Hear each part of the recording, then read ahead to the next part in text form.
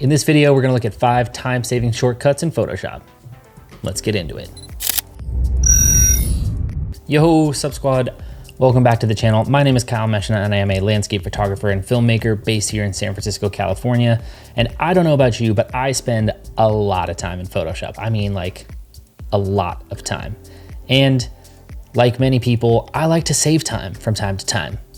Now, one of the most common things that you will be using Photoshop for is changing your opacity and flow. So when you have a brush open, you're oftentimes not gonna want to be painting at 100% opacity and or 100% flow. So you wanna be able to quickly change that without going up to the slider and changing it every time. Well, there is a quick and easy way to do that, and that is with your number keys on your keyboard. Simply selecting 1 through 0 will change your opacity from 10%, 20%, 30%, 40% by clicking 1, 2, 3, and 4. Or you can also, if you want to change your opacity to 5%, for example, you can rapidly press 0.5 and your opacity will be immediately shifted to 5. Another bonus tip for this one is if you press Shift and then 1, it will change the flow. After you've set your flow to say 10%, you want to slowly paint in or paint away whatever it is you're working on. You'll notice that, at least for me, I do a lot better of a job brushing in either by pencil or by mouse, kind of this direction, because that's just kind of a natural movement, but you don't always want to be painting exactly that stroke on your canvas. So what you can do is you can hold the R key and swivel your canvas around to make it so that whatever you're painting will be facing that direction. Bonus tip, if you hold Shift and R, that will make sure that you're locked to one of the kind of main positions on the canvas so you don't end up with a kind of slightly off-centered canvas. Tip number 3 is the transform tool. It's probably one of the more commonly used tools within Photoshop, and rather than going up into your menu and clicking Edit, Free Transform, you can simply click on your keyboard, Command T or Control T on a Windows. Now, before we get into the last 2 tips, which do happen to be my favorite, I understand that there are way more shortcuts than you could ever possibly remember or that I could teach you in one video. So that brings us to the sponsor of today's video, Editor Keys. Editor keys are just what they sound like. They are keyboards designed specifically for editors in mind. They have 2 main options. They have dedicated keyboards and silicone overlays that go over the top of your current MacBook Pro keyboard or whatever editing keyboard it is you're using. Whereas these dedicated keyboards are wired or wireless keyboards that complement your laptop or PC. They have options for both.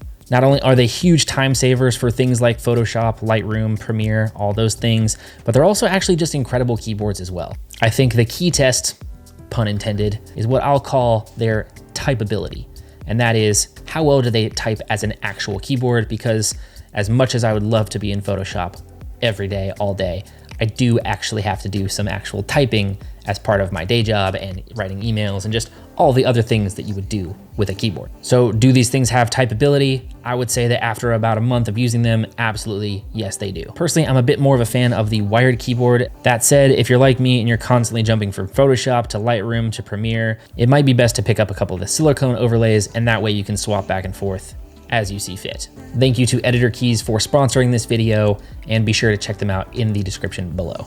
As I mentioned, these remaining 2 shortcuts are indeed my favorite and some of my most used. The 4th keyboard shortcut that we can use is changing your brush size. So rather than going up to the brush size and dragging that slider back and forth, there are 2 quick and easy ways that you can adjust the brush size. The first is by using your left and right brackets on your keyboard. This can allow you to step up and down to make sure you have the nice, perfectly precise brush size. But this one also comes with a bonus tip. If you hold Control and Option on your keyboard and then click the mouse, drag left and right, that will allow you to increase and decrease your brush size. Not only that, but if you drag up and down, this will allow you to increase or decrease the feather of your brush. Incredibly useful, and I would say that just about every professional editor will be using this technique to change their brush size. Now, this last one is a little bit of a doozy from a number of buttons to press standpoint, but it is super, super useful, so hang in there with me. You will press Command, Option, Shift, E, and what this will do is it will create a stamp of all visible layers within your current project. That could be very important for doing things like flattening an image really quickly without losing all of your progress down below. This can also be very helpful for creating a smart object if you want to apply some selective filters to just part of the whole image. Honestly, I use this one multiple times in just about every photo edit that I do. So there you have it, guys. There is 5 quick time-saving tips for Photoshop. Get all those shortcuts out there. Go check out Editor Keys if you want some additional insight into all the different shortcuts across all the many different programs, be it Photoshop, Lightroom, what have you. Pick yourself up a couple of those silicone overlays and happy editing. That's it for today's episode, guys. I hope you did like this video. If you did, I'm gonna link to another video that I think you might also like. Would love it if you give it a watch and let me know what you think. I'll see you guys in the next one. In this video, we're gonna look at five time-saving shortcuts. Super, super useful. I would say that every editor worth their cake, worth their something.